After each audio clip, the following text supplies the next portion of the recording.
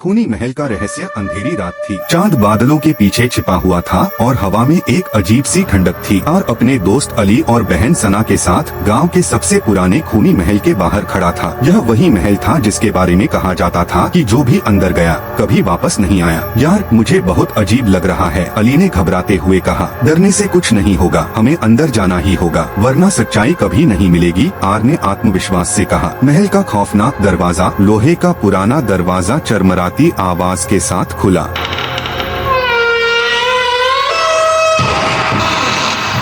जैसे ही वे अंदर दाखिल हुए, एक ठंडी हवा का झोंका उन्हें महसूस हुआ। महल के अंदर रहस्यमयी निशान, दीवारों पर पुरानी डरावनी पेंटिंग्स टंगी हुई थीं। एक तस्वीर में राजा अशफाक को दिखाया गया था जो बहुत ही भयावह दिख रहा था। दीवारों पर खून के धब्बे अब भी दिख रहे थे। तभी सना की नजर एक पुराने दरवाजे पर पड़ी जिस पर लाल रंग में लिखा था, सावधान, इस दरवाजे को कभी मत खोलना, यही तो है असली रहस्य, आर ने उत्साहित होकर कहा। भयावह सच्चाई। अली ने दरवाजा धीरे से खोला, लेकिन जैसे ही दरवाजा खुला एक तेज चीख गूंज उठी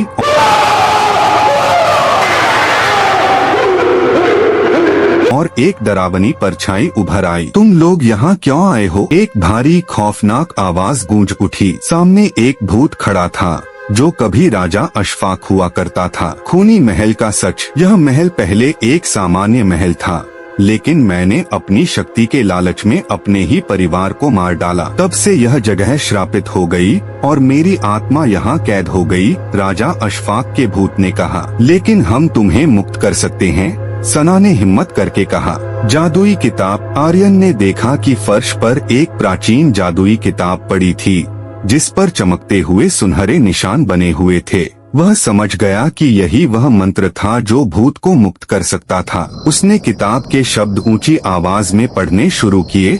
रोशनी की किरण आ, अंधेरों को मिटा, बुरी आत्मा को आजाद कर और सच्चाई को प्रकट कर, अंत मुक्ति या नई मुसीबत। अचानक पूरे महल में एक तेज रोशनी फैल गई और भूत की भयानक चीखें सुनाई देने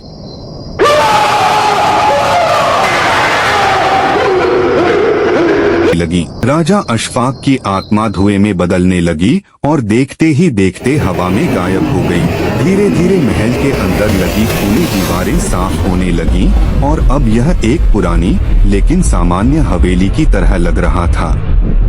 हमने कर दिखाया, आर ने खुश होकर कहा। लेकिन जैसे ही वे बाहर निकले, पीछे से एक धीमी फुसफुसाहट सुनाई दी, यह कहानी अभी खत्म नहीं हुई।